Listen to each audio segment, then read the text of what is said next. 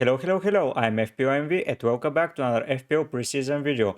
With all of the popular FPL content creators making their first draft, I wanted to take a deeper look at what they're building, how they're building, is there a template formation, what formation are they using, which players are they focusing, so I can make assessment on it, take something for my team as well, and finally rate them as how I view my way to play the game and how they use their style to properly set up their team.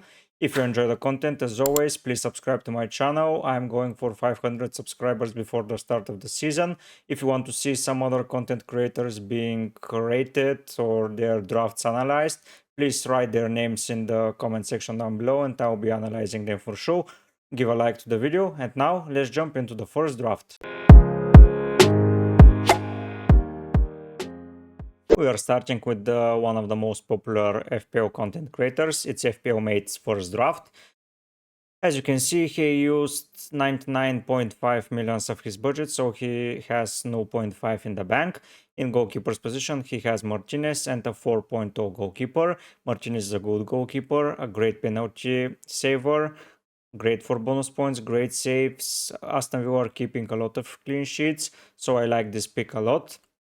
In defense, he has Trent, Gabriel, Estupinian, Henry, and a 4.0 defender. We will not discuss the 4.0s now because we don't know who is nailed, who is going to play, how are they setting up. We will focus on the first players as usual. As I am seeing and your guys, he will be most probably playing 3-5-2 with Rico Henry being his first substitute and the 4.0 defender being his second. Trent, a good player. He's nailed. He's playing in the midfield. He has a high price point being 8.0. But Liverpool are a great team. They will do great in my opinion this year. So he's a pretty solid pick. Gabriel 5.0 as well. Arsenal solid defense, good fixture run. Gabriel is good with set pieces. I'm not sure why he is going for Gabriel instead of Saliba. Maybe I'm missing something because Saliba before being injured to the end of the season was playing very well. He was around second or third for points as a defender. I expected Saliba to be 5.5, but he is 5.0 as well. So I don't see why everyone, or at least the drafts I've seen on Twitter, are going with Gabriel. But there is something behind him, and I will analyze him in the future for sure. Estupinian 5.0, I believe that this is the most nailed defender in everyone's team. He is good. He's playing attacking football. Brighton is playing attacking football. He's returning. He's keeping clean sheets. Everything is good with him. And Rico Henry is the substitute defender here, the first substitute. A great defender. Brentford are very solid defensively. Ben Mee is 5.0. Raya is 5.0. So Rico Henry is the cheapest way into their defense right now. I believe that he's going to be nailed, but they have another left back that will be fighting for this position. So I hope they don't disappoint and pick Rico Henry always, but we have to see in preseason. In midfield, he opted for strong 5 midfielder system, so it's 3-5-2. Here he has Fernandes, Saka, Foden, Mitoma, and Buemo. Fernandes, very low price for a very good player. Penalties, Manchester United, good side. They bought Mount. We have to see how they're going to set up in preseason. If and when they are buying a striker, who is going to play their striker. But for the beginning of the season, Fernandes is a very good option. Saka at 0.5 is the same with Estupinian, but just in midfield. For me, Saka is heavily underpriced and he will be most probably the second highest owned player after Haaland for the start of the season. Great player. It's no brainer to go without him. It will be very stupid to do so, to go differential on such an important player for your draft. He has good fixtures, so yeah, I believe that Saka is a must for your FPL team.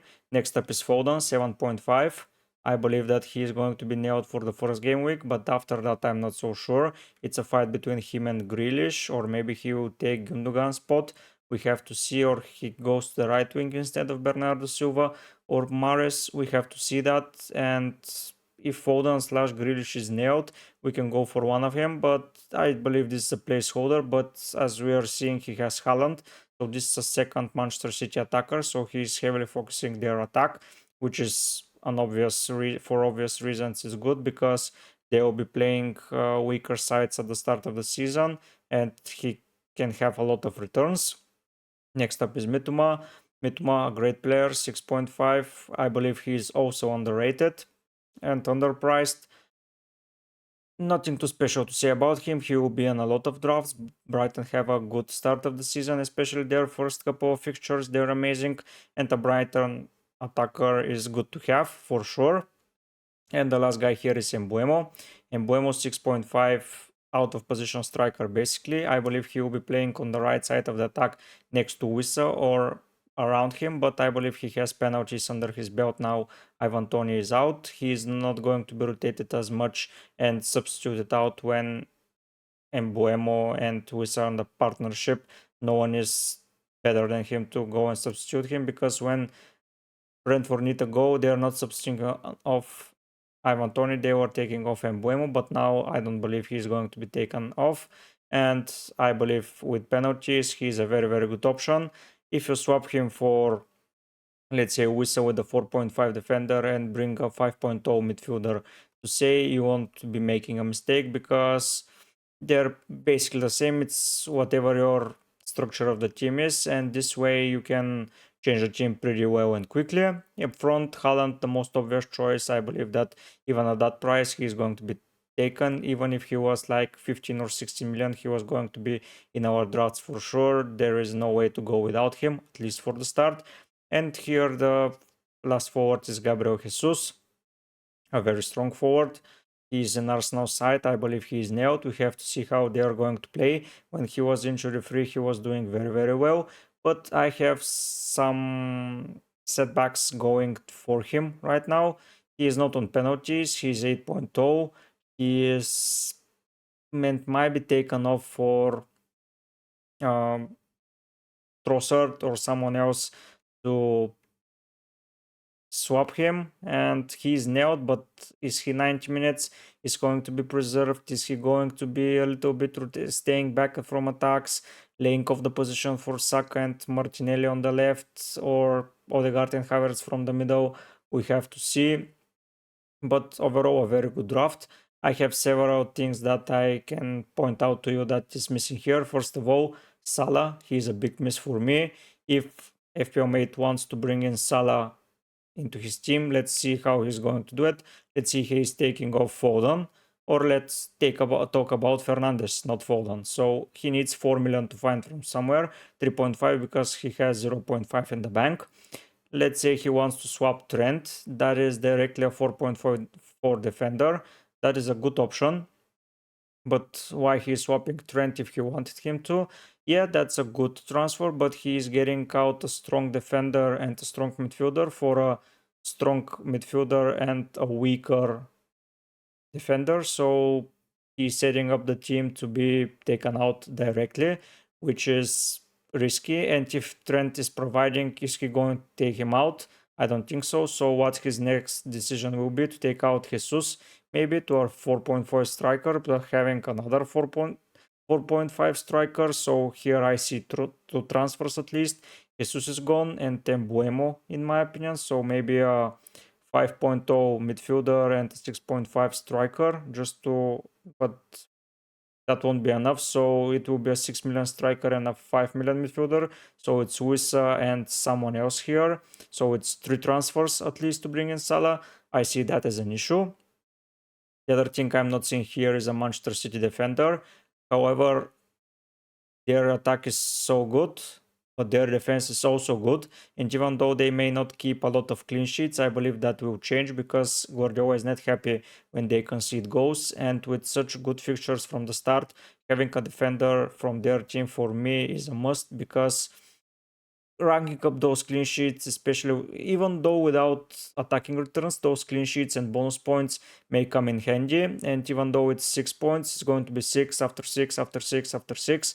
And it's risky to go without even a single defender, no matter who. Stones, Ake, Ruben Dias, Akanji, whoever you want. And the third thing that's not too good for me is he does not have a Chelsea attacker or defender or anyone from Chelsea. And I believe Chelsea under Pochettino will be a different beast. And with their fixture run at the start, they are top of the fixture ticker for attack and defense for the first 8 game weeks, and not having a Chelsea defender, that's an immediate transfer, and not having Salah, and if he rack up some points in first 2 game weeks, it will be shambles for him for sure. But a very solid draft overall. I like it a lot. It has all of the important things except the 3 that I pointed out, but you cannot have anything. For me, I don't have a Manchester United player in my team or a Liverpool defender, which is going to be risky, and I rate my team as a 9 as well, because I cannot seem to find a proper solution to fit in someone from their team. But yeah, for me he has a 8.5 team. If he can find a way to fit in a Manchester City defender or a Chelsea attacker, he will boost to 9 as well, and he will miss only Salah and one of the two. So I believe that there is no such thing as a perfect draft, and we can all adapt to the game and change things for me, but a solid 9 is the best way you can go, and he is very, very near to that. He needs a little bit of tinkering to solve one of the problems that I showed to you, and we need to look at form. But fixtures wise, I believe that missing Salah, a Chelsea attacker, and a City defender may be risky for the start. So let's see how he's going to change in the future. For sure, I will take another look at his updated drafts and update you accordingly. But for now, a solid 8.5 for FPL Mate. Next up is FPL Harry, the best FPL content creator from last year. He did amazingly well. He was the highest on the overall rankings that I follow. So I follow all of those FPL content creators and I take some advices from them, and FPL Harry ranked the highest. So it's good to see his draft, how he's going to approach this season, at least for the initial thoughts. In goal, first he's used all of his money, so in goal he has Pickford instead of Martinez. Pickford, a very solid goalkeeper. Everton have good fixture runs. I have Pickford in my draft right now, so I agree with his choice. Seeing his team, he is lying in 3-5-2 as well. Having Trent and Estupinian doesn't surprise me. It's the same as FPL Mate, so there is no change there. Then he has Rico Henry as well, but Botman instead of Gabriel. Here he is having a rotational pair, and as I already showed in my defensive rotation videos, which you can check in my channel, Botman and Henry rotate pretty well, and Newcastle and Brentford rotate pretty well for the first fixtures, so having them as a rotating pair is very good. I have one issue with that is that the rotations may never seem work for me. Hopefully it will work for him, and Botman and Henry are one of the better defensive pairs that you can get for such a low price as a 9.0 million, and he's having a 4.0 defender as well as his second substitute. Then in midfield, it's basically the same. It's Saka, Fernandes, Schmidt, and Buemo, but instead of Foden, he has Rashford. He seems to like Rashford a lot, and with reason. Rashford was one of the best players in fantasy Premier League football and Premier League football as a whole last season, so he's having, in my opinion, a very solid price, 9.0, a massive price raise, and compared to Bruno, I don't seem to like him that much, but it's good to have him at 9.0. And yeah, I see it as a good way to approach the game, having Rashford as well here. The front line is the same as FPL's Mate, Haaland and Jesus. Nothing else to say about them that I already said. Here I see 4 things that are missing, and I believe those things are going to be integral, in my opinion. Salah is missing as well. Here, though, there is a better way to do it. You can just drop Rashford and you need 3.5. No, it's basically the same. If you drop Rashford, you need 3.5. If you drop Bruno, it's 4 million because he doesn't have 0.5 in the bank. So it's basically the same. He doesn't have a Manchester City defender or slash attacker, a second player, which is going to be risky in my opinion. He doesn't have a Chelsea asset, which is dangerous. For me, Nkunku, Sterling, James, Chilwell, whoever you want, for my opinion, we need to have a Chelsea asset for the start, because if they start scoring goals, you have to move in quickly on them. If they're failing like last season, you can just sack them off and take the loss. But for me, having at least one Chelsea player is very, very good to have. And the next thing that he's missing is an Arsenal defender. I believe their defense is pretty solid. They will buy Timber, they will buy Rice, and with having such good fixtures from the start, they will need good points and they will make good points. So here 4 things are missing. So I will make this as an 8 out of 10, a very solid 8 out of 10. Good draft with a little things to tinker. He can get to that 9 for sure. But if he wants to have Rashford, it's hard to get to that 9.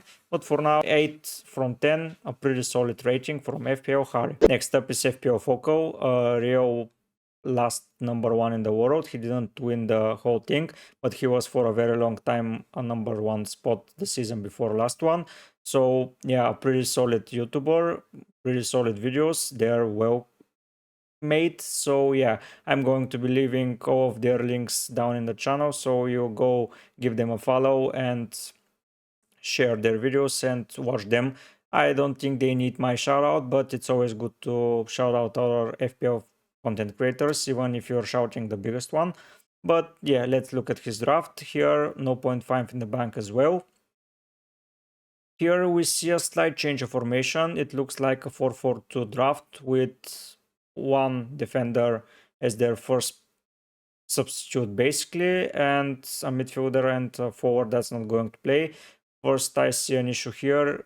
Not a big of an issue because we don't play with our bench from the start, but he needs to find one playing player to return 1 or 2 points each and every game week for that 4.5 second spot, because everything can happen and it's better to be prepared with something like that than to risk it, because it's unnecessary risk and every point can matter at the end.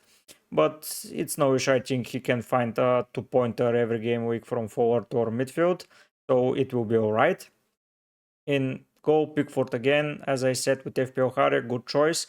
Then in defense, we see 4 guys that we already seen. It's Trent, Estupiñán, Gabriel, and Botman. Very good. And the final thing here is Luke Shaw. Luke Shaw is a very good defender. He is having a very good season. Last season, he played as a center back, as a left back, so he's nailed at the side wherever he's playing.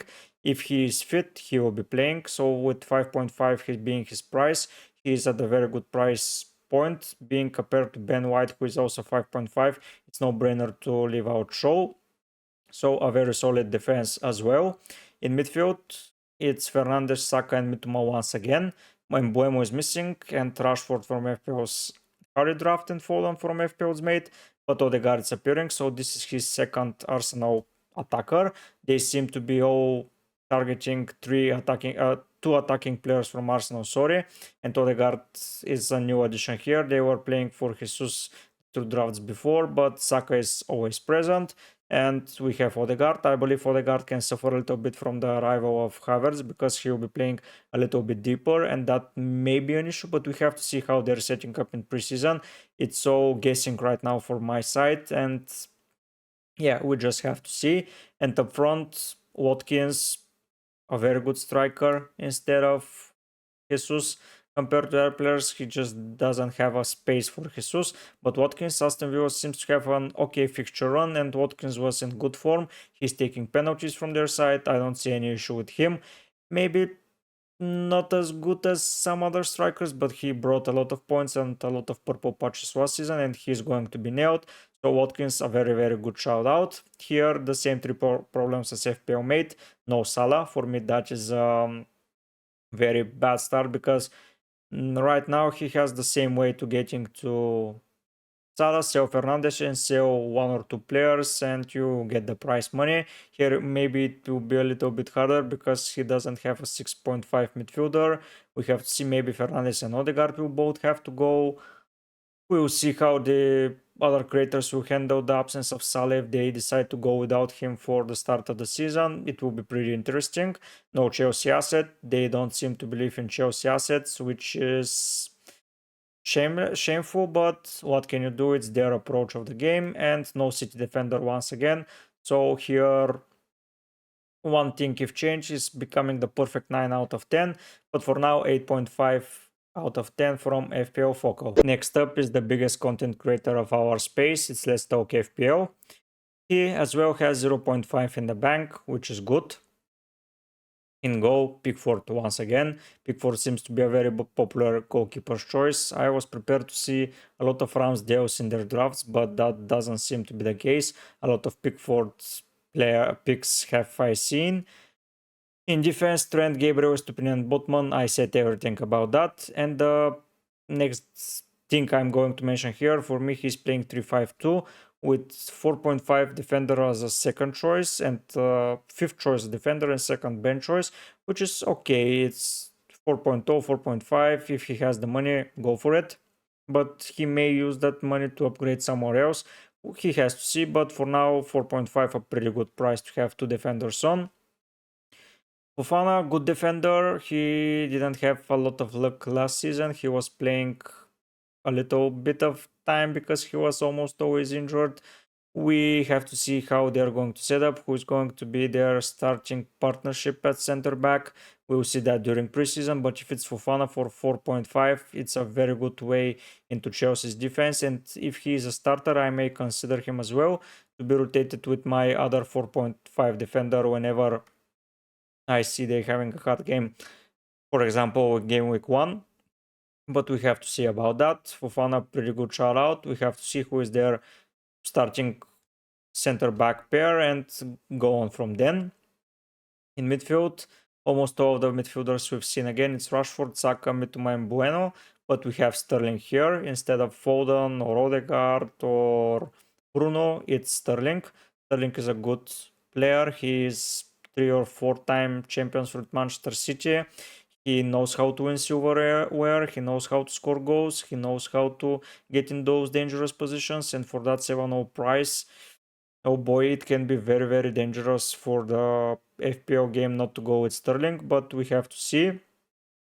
I'm a little bit surprised that up front I've not seen yet Nkunku. Maybe they're scared just like Werner burned them a couple of seasons ago, and they're all going for Haaland Jesus or Haaland Watkins was FPL Focus draft, but here, taking what's missing from his draft, he is missing a Manchester City defender and Salah. So yeah, he can bring in Salah a little bit easier maybe. He needs only 3 millions left to suck up from somewhere, so selling Trent or Jesus for someone at 5 million may be easier. So that's a good starting point if you want to get Salah. I give this draft a solid 9 out of 10. For me, this is the best draft yet that we've reviewed. He's missing only City defender and Salah, but if you do that, you'll be missing Rashford and Trent. So you'll be missing a Manchester United asset and Trent, which is again 9.9 out of 10, sorry. So yeah, for me, this is next to the perfect draft right now with the information that we have. So good job, Let's Talk FPL. You're winning for now. And yeah, like you are winning in FPL content creation since the dawn of FPL content. The last guy that we're going to discuss today is FPL Raptor, a very solid player last season. He was for a very long time in the top 1k and he finished in the top 10k. He's a very good at giving advice, following him down as you should follow all of the guys that I've already reviewed. Let's see his draft now. Pickford 4.5, just like with the other guys, great choice. In defense, he has the same defense as FPL Mate, nothing other to say about that. But in midfield, there is a slight change from FPL's Mate's draft, saving the money from Martinez to Pickford and using that 0.5 gives him Maddison. Maddison is a pretty interesting player, as I already mentioned several times. He's having set pieces, maybe from Spurs, corner kicks and free kicks. He's a new player. He'll be playing as a number 10. He'll be nailed. He'll be having 2 guys behind him. And I believe that he can do a lot of damage early on and during the season. So having Maddison is a pretty good choice. The other guys we've already commented about. And up front, again, Haaland and Jesus. I see that they're very popular. And Jesus will be very popular by so many recommendations from content creators. A lot of players will pick him, so going without him may give you a headache, but if you find the right players to replace him, you may get the upper hand. Here the same issues as almost everyone. No City defender, no Salah, and no Chelsea attacker. For me, he is a solid 8.5 out of 10, just like the other guys. Pretty good draft, pretty solid team with one addition to the team. he will become a very good draft 9 out of 10, just like Let's Talk FPL, but Let's Talk FPL wins it once again as he is winning at FPL content creation. Here we have all the ratings laid out. FPL Mate, FPL Raptor and FPL Focal all got 8.5 out of 10. FPL Harry got the lowest score, 8 out of 10, but he's very close to that perfect score. And Let's Talk FPL, in my opinion, has the perfect score because no one can go 10 out of 10 in my opinion. You will always miss something. You can't own them all, but you most probably have been and can't be any closer than him. As I already said, I will link their channels in my description. Go check them out if you don't know them already. Give them a subscribe, give them a follow their content. They're too good as of players. They've been providing good advices for years, so subscribe to them. Subscribe to me if you want to see many more similar videos, other helpful informational videos, and other content created around the FPL game. If you want any other YouTubers to be analyzed by me, give me a name and I will do it. I will add it into the next reviews that I do. But for now, I will be heading out. Bye!